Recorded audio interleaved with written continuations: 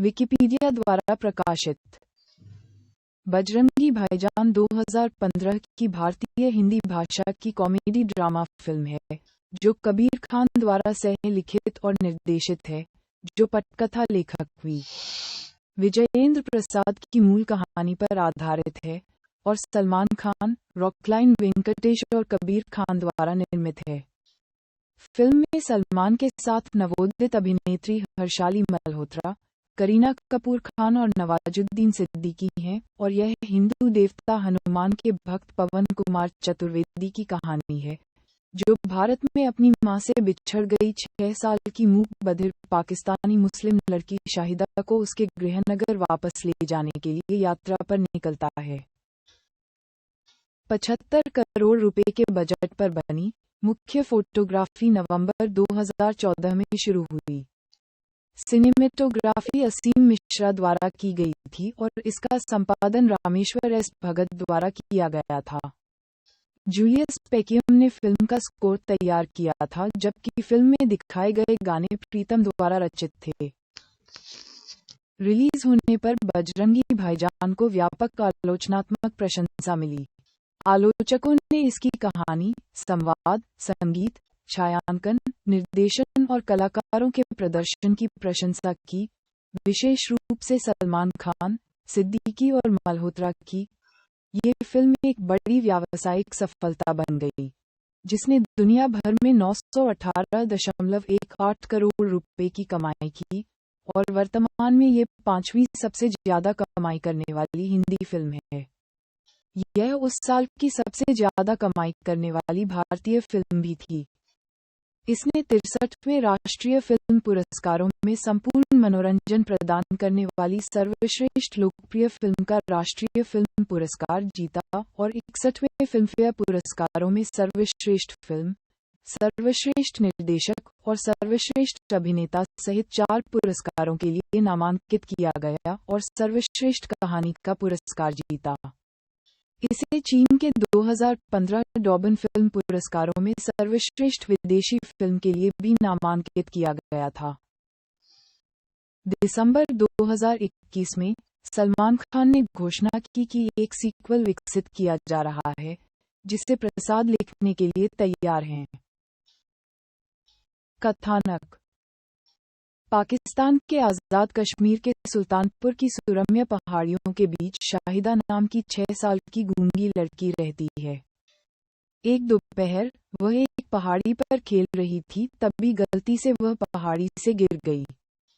जब वह दिन के अंत तक घर नहीं लौटी, तो ग्रामीणों ने एक खोज दल का आयोजन किया। घंटों की खोज के बाद उन्हें पहाड़ी से निकली एक शाखा पर छोटी लड़की मिली। वह पूरे दिन उसमें फंसी रही, लेकिन अपनी विकलांगता के कारण मदद के लिए फोन नहीं कर सकी। अगली सुबह उसके माता-पिता और पड़ोसी चर्चा करते हैं कि उसकी मदद के लिए क्या किया जाना चाहिए। एक वृद्ध व्यक्ति ने सुझाव दिया कि वे उसे दिल्ली, भारत में सूफी संत निजामुद्दीन औलिया की दरगाह पर ले जाएं।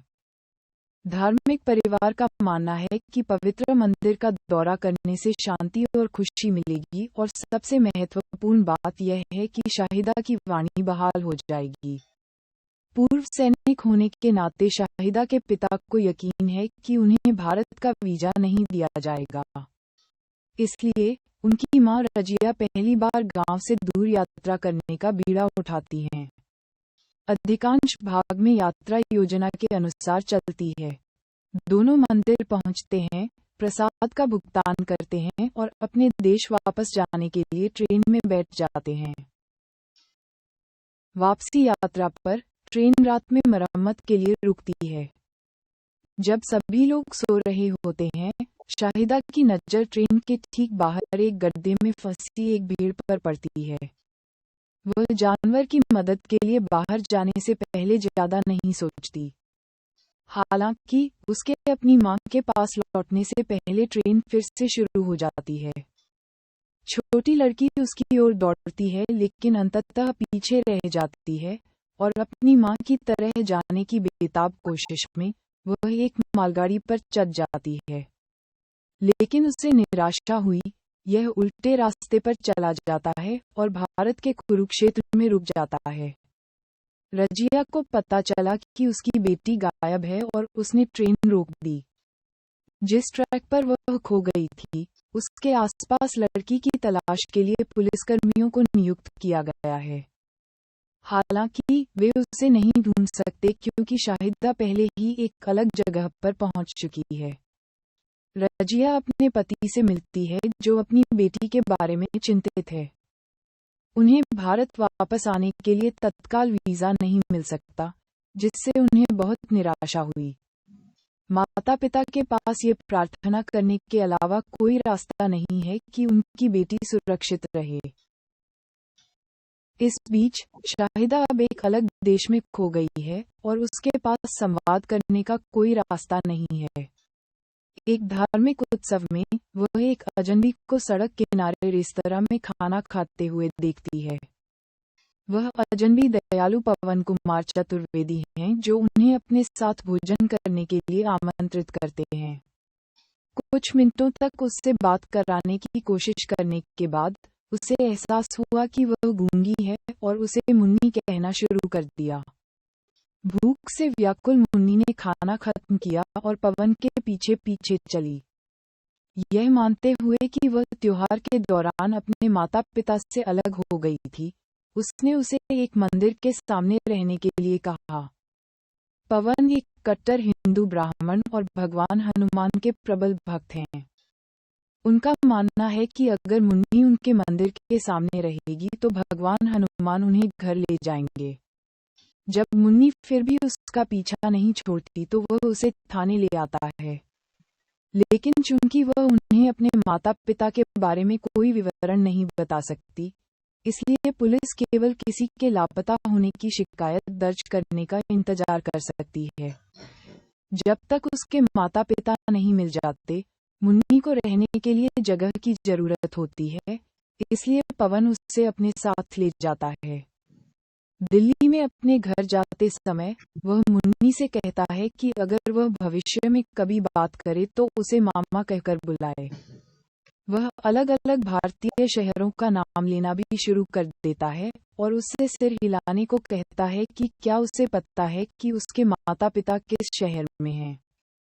बस में सभी यात्री उसकी मदद करते हैं, लेकिन उनमें से कोई भी भारत के बाहर के शहरों का नाम नहीं बताता है। जैसे ही वे बात करते हैं, पवन सभी को बताता है कि वह काम के लिए दिल्ली कैसे आया। एक फ्लैशबैक उस समय को दर्शाता है जब वह हाई स्कूल में था। वह एक औसत छात्र था जो कभी भी अंतिम परीक्षा उत्तीर्ण नहीं कर सका।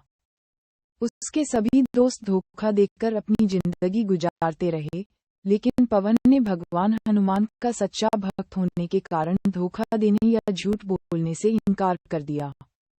आखिरकार वह अपना 11वां प्रयास पास कर गए और काम की तलाश में दिल्ली आ गए। वह अपने पिता के मित्र पांडे के साथ रहे, जो एक कट्टर हिंदू थे और उन्होंने किसी भी अन्य धर्म के अनुयायियों को अपने घर में प्रवेश करने से मना कर दिया था।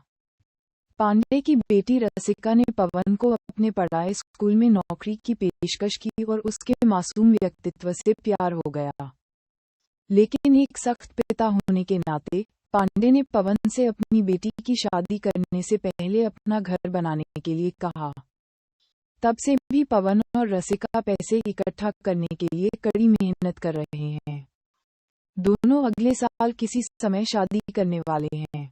बस में हर कोई उसकी कहानी से प्रभावित है। वह और मुन्नी उसके घर पहुंचते हैं जहां रसिका उनका स्वागत करती है।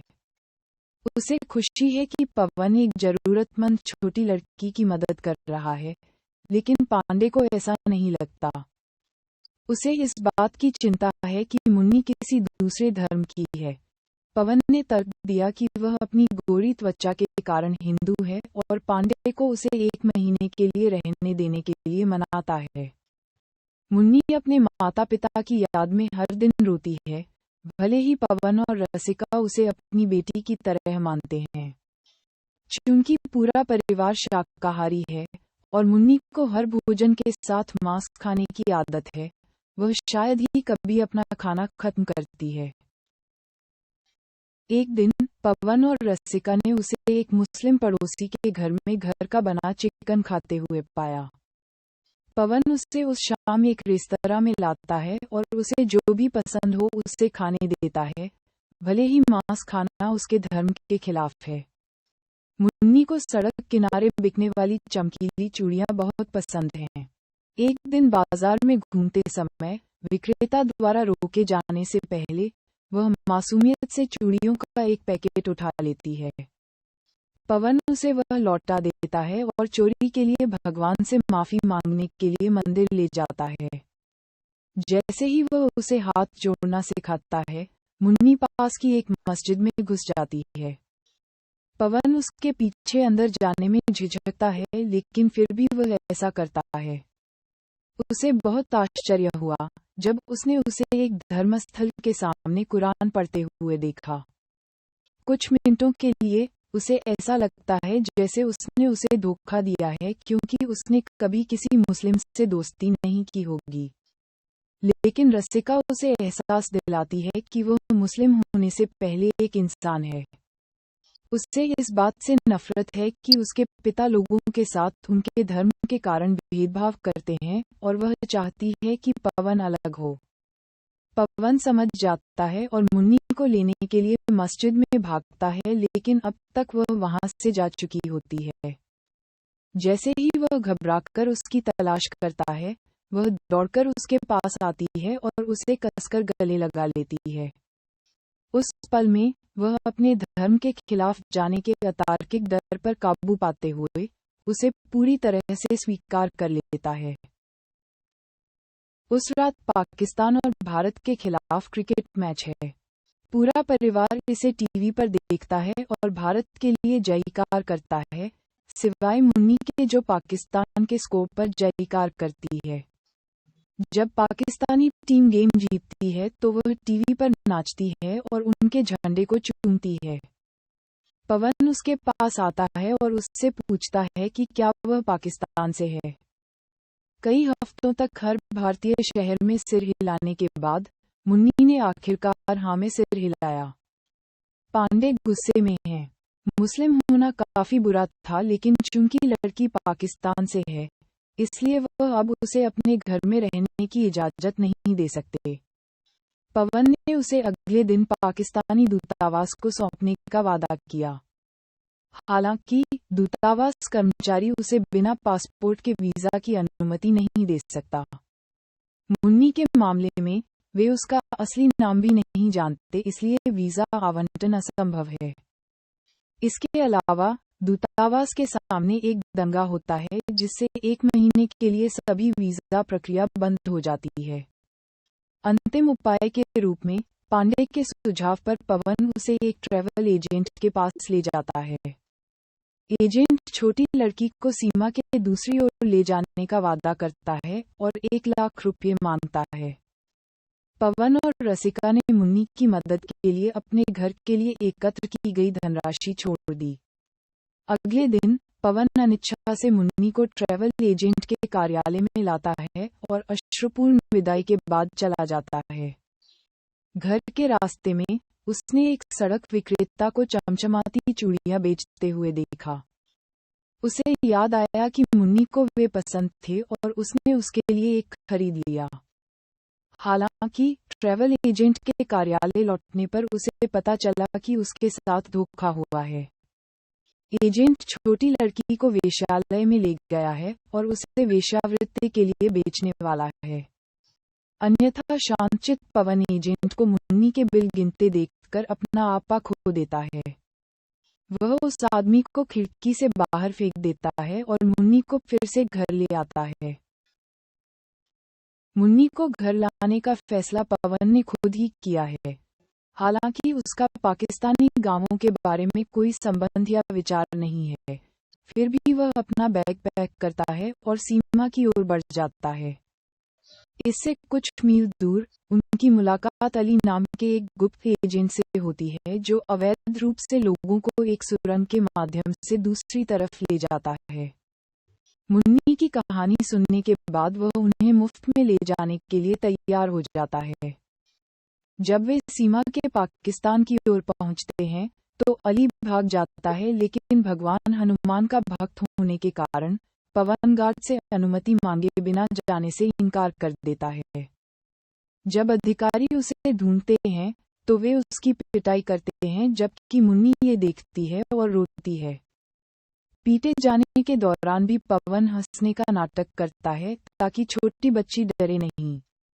उसकी यात्रा का कारण जानने के बाद प्रधान सैनिक ने उससे अगले दौर के लिए लौटने से पहले अगले 10 मिनट में जो कुछ भी वह करना चाहता है उससे करने के लिए कहा।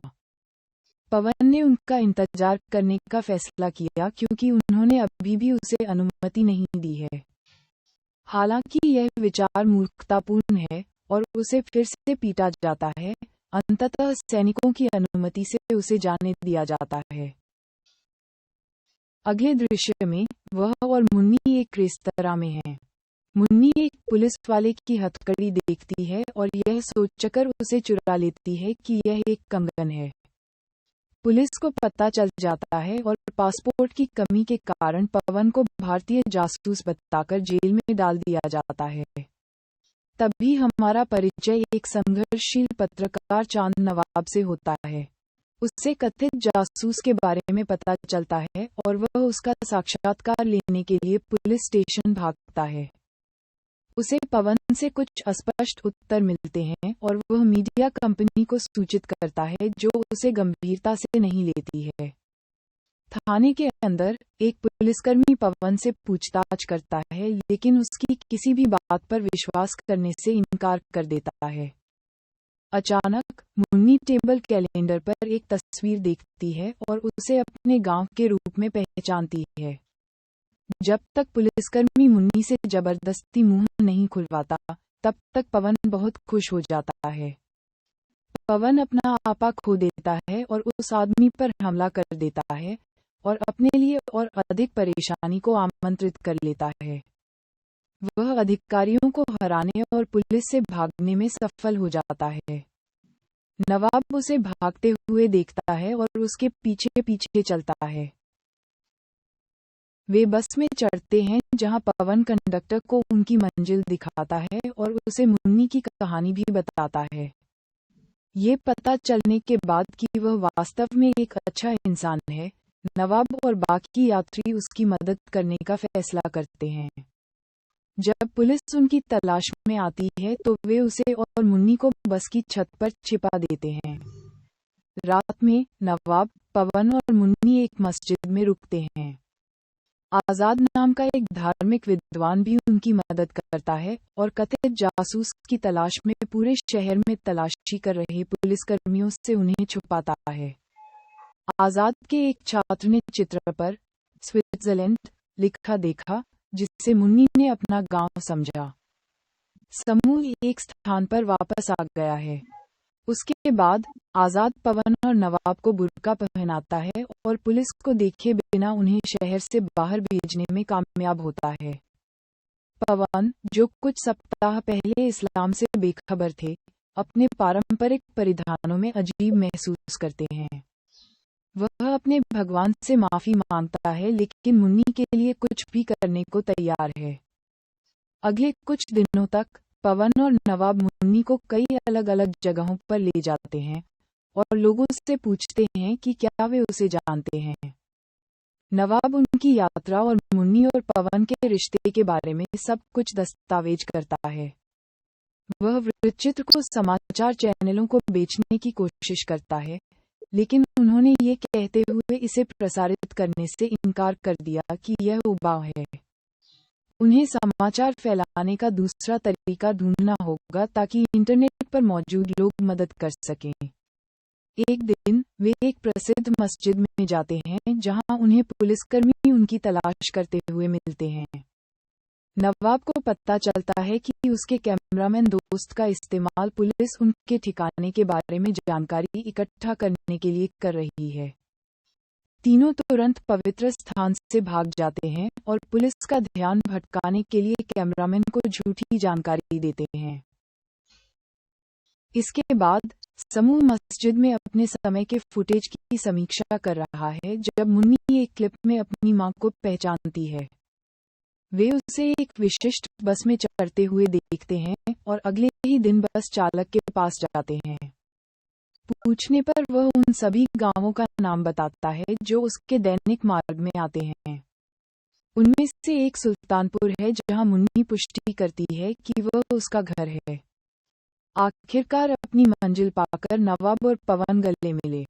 नवाब यूट्यूब पर वीडियो डॉक्यूमेंट्री भी अपलोड करता है और पुलिस को इसके जरिए उनकी लोकेशन का संकेत मिल जाता है। सुल्तानपुर जाते समय बस को जांच के लिए रोका गया।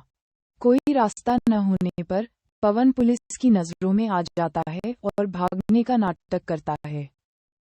जब लोग उसे पकड़ने की कोशिश कर रहे होते हैं तो नवाब मुन्नी को पकड़ लेता है और उसे उसके गांव वापस ले आता है। अगले दृश्य में हम मुन्नी को अपनी मां के पास भागते हुए देखते हैं, जो उसे देखकर अधिक खुश नहीं हो सकती थी। जैसे ही वह अपने परिवार के साथ फिर से मिलती है, पवन को पुलिस द्वारा पीटा जाता है। YouTube पर डॉक्यूमेंट्री वायरल हो जाती है और बड़े समाचार चैनल कहानी को कवर करना शुरू कर देते हैं। आखिरकार लोगों को पता चलता है कि पवन जासूस नहीं है और उसे एक छोटी लड़की की मदद करने के लिए जेल में रखा जा रहा है। भारतीय और पाकिस्तानी दोनों ही लोग उन्हें अपना पूरा समर्थन देते हैं, लेकिन पाकिस्तानी अधिकारियों ने उन्हें जाने से मना कर दिया। उन्होंने उसे जेल में यातनाएं दी, घंटों तक पीटा, उसकी आखिरी सांस तक उसे पानी में डुबाया और भूखा रखा। इसके बाद नवाब ने एक और वीडियो जारी किया, इस बार एक बड़े मंच पर लोगों से सीमा पर इकट्ठा होने और यह सुनिश्चित करने के लिए कहा कि पवन सुरक्षित रूप से घर पहुंच जाए। योजना काम करती है और दोनों तरफ से कई लोग भीड़ में सीमा पर आ जाते हैं। भीड़ में रसिका और उनका परिवार भी शामिल है, जो उनके घर आने का इंतजार कर रहे हैं। आखिरकार अधिकारियों को पीछे हटना पड़ा। जैसे ही पवन सीमा पार करता है, भीड़ उसके नाम का नारा लगाने लगती है। फिर हम मुन्नी को भीड़ के बीच हाथ हिलाते हुए देखते हैं, लेकिन उसे बुलाने में असमर्थ हैं। अचानक वह चिल्लाती है, माँ। जब वे पहली बार मिले थे तो पवन चाहता था कि वह उसे इसी नाम से पुकारे। जैसे ही वह अलविदा कहती है, भीड़ चुप हो जाती है। पवन चौंककर पलट जाता है। कहानी तब समाप्त होती है जब वे एक दूसरे के पास दौड़ते हैं और गले मिलते हैं। ढालना। पवन कुमार चतुर्वेदी उर्फ बजरंगी भाईजान के रूप में सलमान खान, एक हिंदू ब्राह्मण जो प्रतापगढ़ का रहने वाला है और अपने पिता दिवाकर की मृत्यु के बाद से दिल्ली में रह रहा है। किशोर पवन के रूप में नजीम खान। शाहिदा मुन्नी अजीज के रूप में हर्षाली मल्होत्रा, एक मूक पाकिस्तानी लड़की जो भारत में खो जाती है और पवन से मिलती है, जो उसे घर वापस ले जाना अपना मिशन बना लेता है। रसिका पांडे के रूप में करीना कपूर खान, दयानंद और अर्चना की बेटी और पवन की प्रेमिका और मंगेतर। नवाजुद्दीन सिद्दीकी चांद नवाब के रूप में एक पाकिस्तानी समाचार रिपोर्टर और पवन के बाद के सहयोगी, इसी नाम के एक वास्तविक जीवन के पाकिस्तानी रिपोर्टर पर आधारित है। दयानंद पांडे के रूप में शरद सक्सेना, अर्चना के पति और रसिका के पिता, दिवाकर के बचपन के दोस्त। अर्चना पांडे, दयानंद की पत्नी और रसिका की मां के रूप में अलका बडोला कौशल। रजिया अजीज के रूप में मेहर विज, रऊफ की पत्नी और शाहिदा की मां जो ट्रेन में उसे खो देती है। कामिल यूसुफ के रूप में कुशाल पवार, चांद नवाब के कैमरामैन को पवन और चांद नवाब के बारे में जानकारी प्राप्त करने के लिए पुलिस ने पकड़ लिया। रऊफ अजीज, रजिया के पति और शाहिदा के पिता के रूप में मीर सरवर। फारूक जहरुल्लाह के रूप में कमलेश गिल, रजिया और शाहिदा के साथ ट्रेन में यात्री। ओम पुरी एक धार्मिक विद्वान मौलाना आजाद के रूप में। भर दो झोली मेरी गाने में गायक के रूप में अदनान सामी। राजेश शर्मा एक पाकिस्तानी वरिष्ठ पुलिस अधिकारी हामिद खान के रूप में। कृणाल पंडित वर्धन के रूप में दिल्ली में ट्रैवल एजेंट। बुसमान बू अली के रूप में मुस्लिम कुरैशी भारत पाकिस्तान की सीमा पर तस्कर है जो पवन और मुन्नी को अवैध रूप से सीमा पार करने में मदद करता है। पुलिस इंस्पेक्टर इकबाल कुरैशी के रूप में मनोज बख्शी।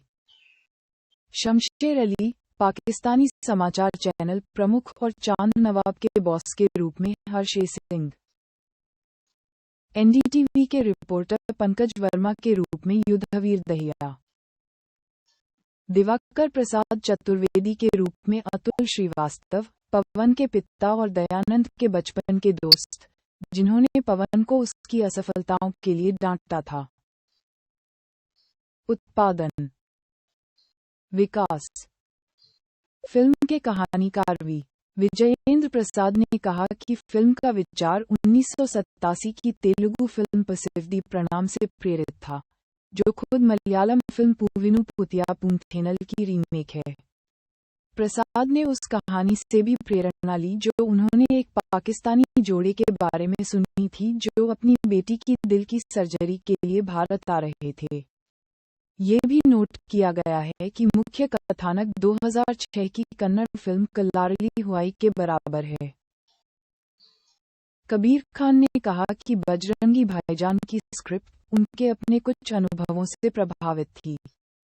उन्होंने हिंदू महाकाव्य रामायण के प्रभाव पर ध्यान दिया जिसे वे बचपन में रामलीला नाटकों में देखा करते थे और विशेष रूप से हिंदू देवता बजरंगी जिन्होंने एक बच्चे के रूप में उन पर एक मजबूत छाप छोड़ी थी। उन्होंने महसूस किया कि बजरंगी एक ऐसा चरित्र था जिसे भारत में हिंदू और मुसलमानों सहित सभी धार्मिक समुदायों के लोग प्यार करते थे क्योंकि बजरंगी ने कई भारतीय बच्चों के लिए खुशी और मनोरंजन लाया था।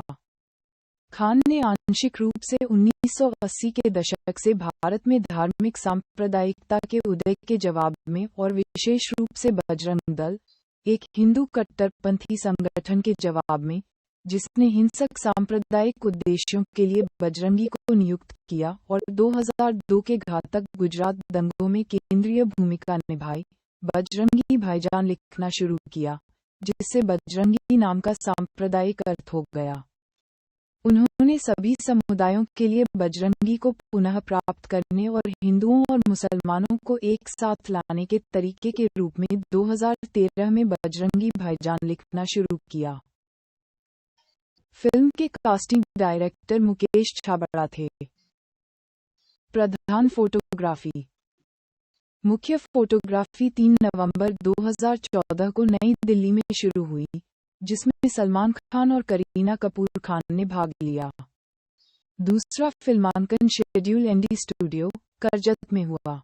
फिल्म का तीसरा शेड्यूल राजस्थान के मंडावा में आयोजित किया गया था। 7 जनवरी 2015 को खान को मंडावा के महल के शीर्ष पर एक युवा लड़के के साथ क्रिकेट खेलते हुए देखा गया था। 10 जनवरी 2015 को खान ने राजस्थान के झुंझुनू जिले में स्कूली छात्रों के साथ शूटिंग की।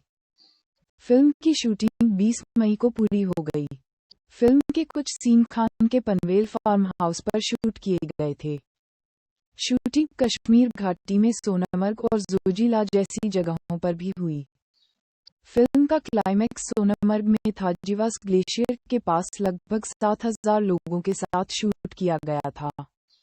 नवाजुद्दीन सिद्दीकी का किरदार चांद नवाब एक वास्तविक चरित्र चांद नवाब से प्रेरित था जो 2008 में कराची स्थित इंडस न्यूज के साथ था। संगीत शुरुआत में AR रहमान से फिल्म का संगीत तैयार करने के लिए बातचीत चल रही थी, हालांकि उन्होंने फिल्म साइन नहीं की। संगीत तब कबीर खान के सामान्य सहयोगियों द्वारा तैयार किया गया था, जिसमें प्रीतम ने गाने तैयार किए थे और जूलियस पेकियम ने स्कोर तैयार किया था। गाने के बोल मयूर पुरी, अमिताभ भट्टाचार्य, नीलेश मिश्रा, शब्बीर अहमद और कौसर मुनीर ने लिखे थे, जबकि जूलियस पेकियम ने संगीत तैयार किया था। फिल्म का साउंड ट्रैक सुपरहिट हो गया। अदनान सामी द्वारा गाया गया गाना भर दो झोली 2015 के सबसे हिट गानों में से एक है। साउंड ट्रैक एल्बम में 11 ट्रैक शामिल हैं, जिसे 17 जून 2015 को रिलीज किया गया था। तू चाहिए और सेल्फी ले ले रे चार्टबस्टर बन गए।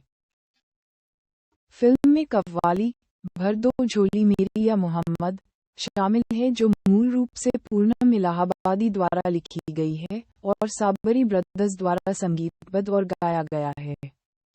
कव्वाली को अदनान सामी खान की आवाज के साथ नया रूप दिया गया और इसमें आंशिक रूप से दाम अली अली भी शामिल है। EMI पाकिस्तान और साबरी ब्रदर्स के उत्तराधिकारी अमजद साबरी ने अलग-अलग मामलों में फिल्म और कव्वाली के निर्माताओं के खिलाफ कानूनी कार्रवाई की मांग की है। ट्रैक सूचीकरण मुक्त करना। शुरुआत में ईद 2014 की रिलीज के रूप में घोषित की गई। फिल्म को 12 जनवरी 2014 को पुनर्निर्धारित किया गया था।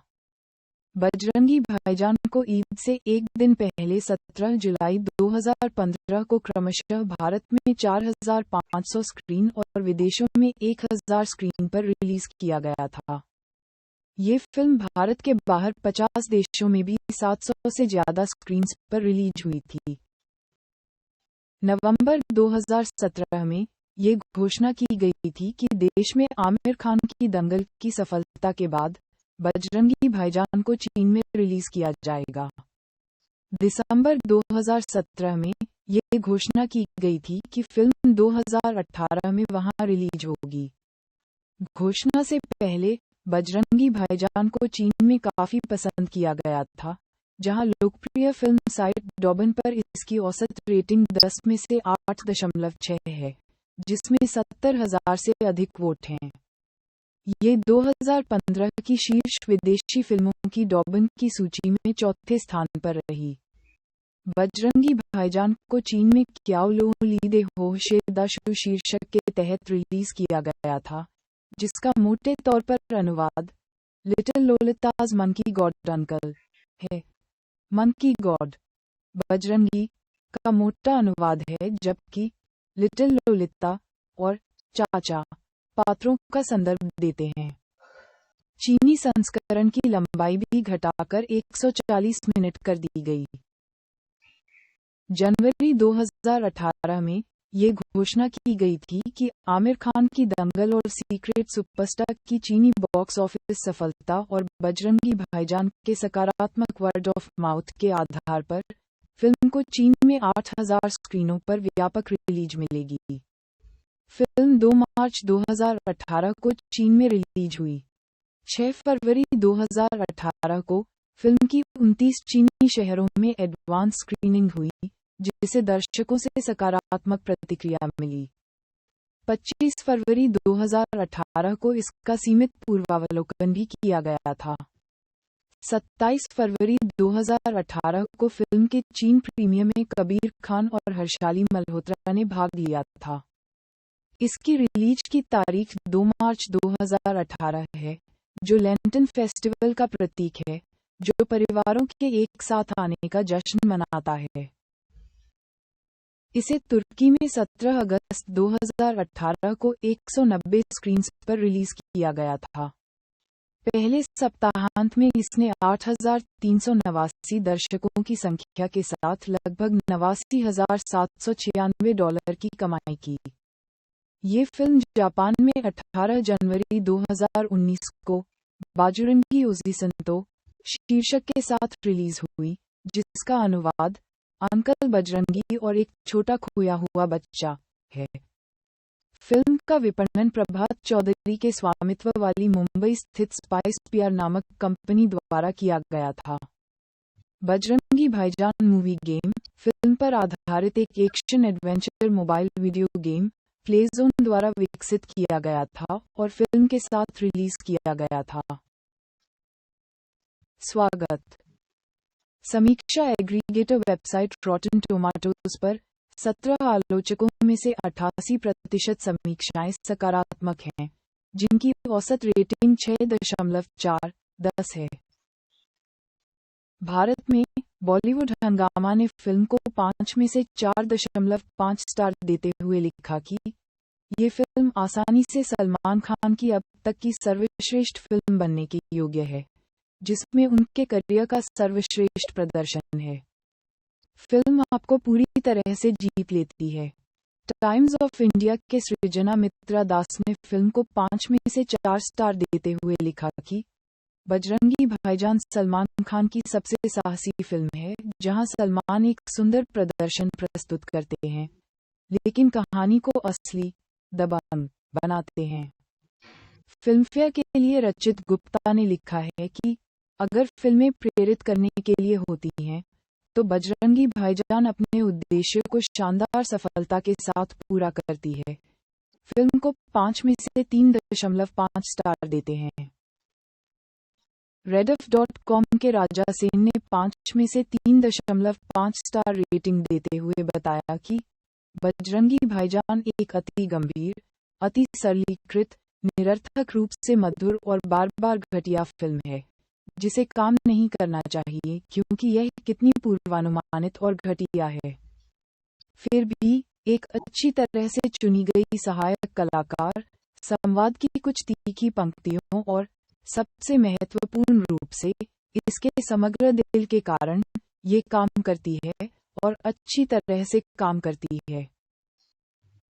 CNN IBN के राजीव मसंद ने 5 में से 3 स्टार देते हुए टिप्पणी की, बजरंगी भाईजान 2 घंटे और 35 मिनट में बहुत लंबी है और इसमें कुछ गंभीर कटौती की जा सकती थी, खासकर इसके पहले भाग में। फिर भी ये बॉडीगार्ड और रेडी जैसी विशिष्ट सलमान खान की ब्लॉकबस्टर फिल्मों की तुलना में अधिक आकर्षक है, यदि केवल इसलिए कि इसमें एक कहानी का अंश है और इसका दिल सही जगह पर है। हिंदुस्तान टाइम्स की अनुपमा चोपड़ा ने कहा, बजरंगी भाईजान सरल है, कभी-कभी मूर्खतापूर्ण है और थका देने वाली है। ये बेशर्मी से छेड़छाड़ भी करती है, लेकिन ये काम करती है। निर्देशक और सह-लेखक Kabir Khan larger than life Salman की छवि को बरकरार रखते हैं, लेकिन इसे विकसित करने की भी अनुमति देते हैं ताकि स्टार सिर्फ एक चालाक सुपरमैन न रहे। मिंट के लिए उदय भाटिया ने लिखा, ये कहना कि बजरंगी भाईजान अधिकतम भावनात्मक प्रभाव के लिए तैयार है, एक अतिशयोक्ति है। इसे इसके लिए इंजीनियर किया गया है। इसके हिस्सों को सावधानीपूर्वक इकट्ठा किया गया है ताकि आप हर दूसरे दृश्य पर हंस सकें, हर 10 मिनट में आंसू बहा सकें। हर्षाली मल्होत्रा की तारीफ करते हुए वह कहते हैं, कौन कहता है कि फिल्म बनाने के लिए आपको एक लड़की और बंदूक की जरूरत होती है? ये फिल्म साबित करती है कि आपको केवल पहले वाली की जरूरत है, बशर्ते वह 6 साल की आपराधिक रूप से प्यारी बच्ची हो। इस फिल्म के मुख्य कथानक तत्व और 2006 की कन्नड़ फिल्म कल्लारली हुआई के बीच समानताएं देखी गईं। विदेशों में भी फिल्म को चीनी समीक्षकों से सकारात्मक समीक्षा मिली। चीन में कई आलोचकों ने, जहां इसे लिटिल लोलिता के मंकी अंकल के रूप में रिलीज किया गया था, 16वीं शताब्दी के चीनी महाकाव्य जर्नी टू द वेस्ट और इसके बंदर राजा नायक सन वुकोंग के साथ कथात्मक समानताएं देखीं, जिससे फिल्म चीनी दर्शकों के लिए प्रासंगिक बन गई। विभिन्न देशों, धर्मों और नस्लों के लोगों को जोड़ने की फिल्म की थीम भी चीनी दर्शकों को पसंद आई। जापान में जनवरी 2019 में रिलीज होने पर यह फिल्म दर्शक संतुष्टि सर्वेक्षण पर सप्ताह की सबसे ज्यादा रेटिंग वाली फिल्म थी। Box office. बजरंगी भाईजान ने भारत में 444.92 करोड़ रुपए और विदेशों में 473.26 करोड़ रुपए की कमाई के साथ दुनिया भर में कुल 918.18 करोड़ रुपए की कमाई की। भारत। बजरंगी भाईजान फिल्म ने लगभग 27.25 करोड़ रुपए की नेट कमाई की। रिलीज के पहले दिन भारत में और इसके दूसरे और तीसरे दिन शुरुआती सप्ताहांत में कुल 102.60 करोड़ रुपए की कमाई के साथ वृद्धि देखी गई। फिल्म ने भारत में कुल जीवनकाल 320.34 करोड़ रुपए और कुल 444.92 करोड़ रुपए की कमाई की। प्रवासी बजरंगी भाईजान ने पहले सप्ताहांत में $8 मिलियन की कमाई की और विदेशी बाजारों में कुल $74.40 मिलियन की कमाई की। फिल्म ने यूएस कनाडा में अपने पहले सप्ताहांत में लगभग $2.45 मिलियन की कमाई की है। बजरंगी भाईजान ने कमाए रु. रिलीज के पहले 3 दिनों में पाकिस्तान में 4.5 करोड़ और बाद में रु. पहले हफ्ते में 6 करोड़ रु. बजरंगी भाईजान की 10 दिनों की विदेशी कमाई 17 मिलियन अमेरिकी डॉलर से अधिक थी। 2 सप्ताह के अंत में बजरंगी भाईजान ने विदेशों में 20 मिलियन अमेरिकी डॉलर की कमाई की। बजरंगी भाईजान ने 17 दिनों में विदेशों में लगभग 23.5 मिलियन डॉलर की कमाई की। बजरंगी भाईजान ने फारस की खाड़ी क्षेत्र में 47.9 करोड़ रुपए के कलेक्शन के साथ एक सर्वकालिक रिकॉर्ड बनाया और हैप्पी न्यू ईयर और धूम 3 जैसी फिल्मों को पछाड़ते हुए इस क्षेत्र में सबसे ज्यादा कमाई करने वाली फिल्म बन गई। बॉक्स ऑफिस इंडिया के मुताबिक फिल्म ने सभी विदेशी बाजारों में बेहतरीन प्रदर्शन किया है। बजरंगी भाईजान ने यूनाइटेड किंगडम में 26,62,115 पाउंड की कमाई की, जहां ये 2015 की सबसे ज्यादा कमाई करने वाली विदेशी भाषा की फिल्म बन गई। अब तक की 11वीं सबसे ज्यादा कमाई करने वाली विदेशी भाषा की फिल्म और दूसरी सबसे ज्यादा कमाई करने वाली विदेशी भाषा की भारतीय फिल्म बन गई। हांगकांग में फिल्म ने 2016 में $13,64,088 की कमाई की। चीन में रिलीज होने के 26 दिनों के बाद ये फिल्म विदेशी बाजारों से 500 करोड़ रुपए से अधिक की कमाई करने वाली तीसरी भारतीय फिल्म बन गई। चीन में 2 मार्च 2018 को अपने शुरुआती दिन में फिल्म ने 2.29 मिलियन अमेरिकी डॉलर की कमाई की और दैनिक चीन बॉक्स ऑफिस पर 7वें नंबर पर रही। सीक्रेट सुपरस्टार, हिंदी मीडियम और दंगल के बाद ये चीन में किसी भारतीय फिल्म की चौथी सबसे बड़ी ओपनिंग है, जबकि बजरंगी भाईजान ने चीन में 3 इडियट्स की लाइफटाइम कमाई को भी पार कर लिया है। अपने दूसरे दिन बजरंगी भाईजान ने $3 और 11 सेंट मिलियन की कमाई की और 2 दिन में $5 और 36 सेंट मिलियन की कमाई के साथ शीर्ष 5 में प्रवेश किया। इसने अपने तीसरे दिन में $3 और 13 सेंट मिलियन की अतिरिक्त कमाई की, जिससे इसे शुरुआती सप्ताहांत में $9 मिलियन की कमाई मिली। ये केवल सीक्रेट सुपरस्टार और दंगल के बाद किसी भारतीय फिल्म के लिए तीसरा सबसे बड़ा शुरुआती सप्ताहांत है और यह आमिर खान अभिनीत नहीं बल्कि सबसे ज्यादा कमाई करने वाली भारतीय फिल्म बन गई है। बजरंगी भाईजान के सफल शुरुआती सप्ताहांत का श्रेय मजबूत वर्ड ऑफ माउथ को दिया गया है, जो उच्च दर्शकों की रेटिंग से उत्पन्न हुआ है, जैसे कि डॉबन पर 8.6 और माओयान पर 9.7। अपनी रिलीज के 14वें दिन फिल्म ने $1 और 13 सेंट मिलियन की कमाई की और चीनी बाजार में 200 करोड़ रुपए से अधिक की कमाई करने वाली पहली भारतीय फिल्म बन गई, जिसमें आमिर खान नहीं थे और तब तक $31 और 12 सेंट मिलियन की कमाई कर ली थी। 31 दिनों में फिल्म ने $48 मिलियन की कुल कमाई की थी। फिल्म के दर्शकों में लगभग 60% महिलाएं और 40% पुरुष थे और अधिकांश 20-34 आयु वर्ग के थे। ये star wars the last JD को पीछे छोड़ते हुए 2018 की पहली तिमाही के दौरान चीन में सीक्रेट सुपरस्टार और ब्लैक पैंथर और पैसिफिक रिम अपराइजिंग सहित अन्य अमेरिकी फिल्मों के बाद 7वीं सबसे ज्यादा कमाई करने वाली फिल्म बन गई।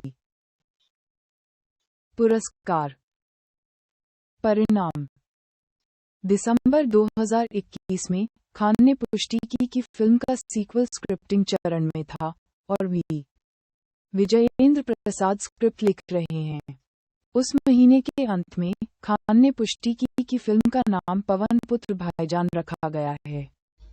खान ने 19 दिसंबर 2021 को आरआरआर के हिंदी प्री रिलीज इवेंट के दौरान आधिकारिक तौर पर इसकी घोषणा भी की।